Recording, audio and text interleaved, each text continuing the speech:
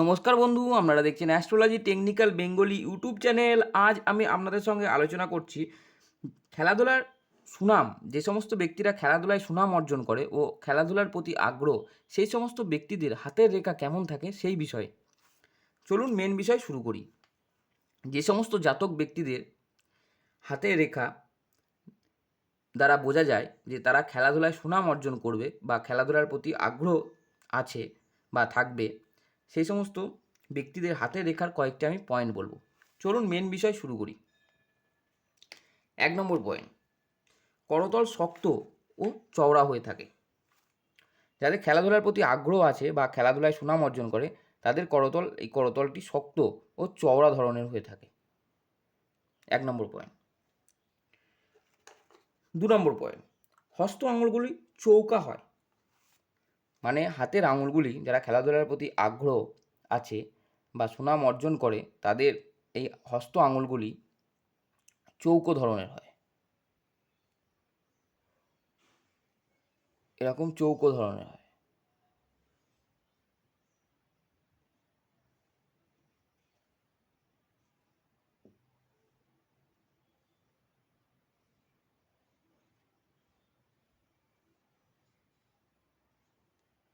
চৌকো ধরনের হয়।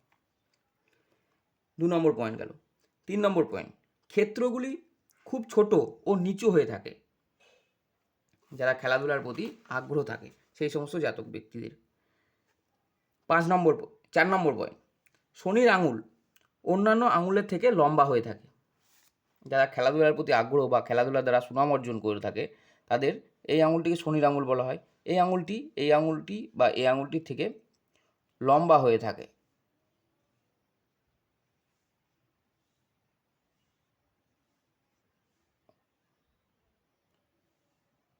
একটু লম্বা হয়ে থাকে, বেশি লম্বা হয়ে থাকে, যারা খেলাধুলায় প্রতি আগ্রহ বা সুনাম অর্জন করে। 5 নম্বর, স্বাস্থ্যরেখা থাকে না।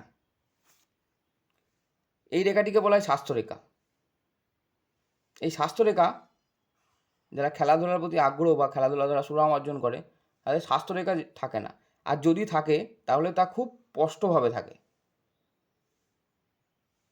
স্পষ্টভাবে বলতে কাটাবিহীন, তিল চিহ্নবিহীন, স্পষ্ট বোঝা যায় সেই এরকম রেখা থাকে, আর না হলে থাকে না।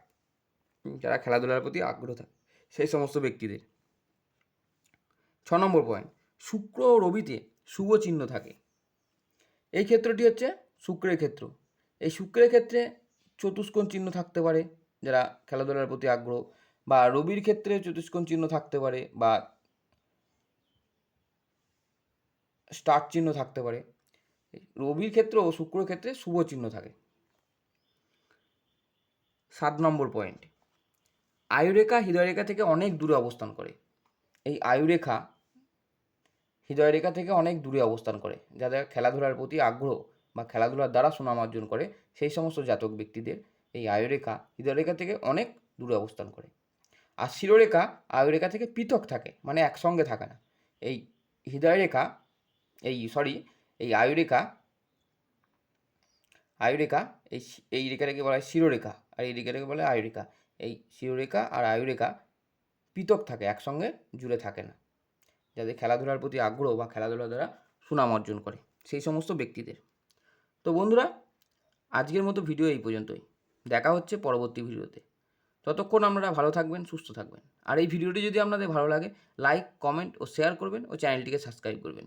ঈশ্বর আপনাদের সকলের মঙ্গল করুক ও সকল মনোবাসনা পূর্ণ করুক, এই বলে আজকের অনুষ্ঠান শেষ করছি। ধন্যবাদ।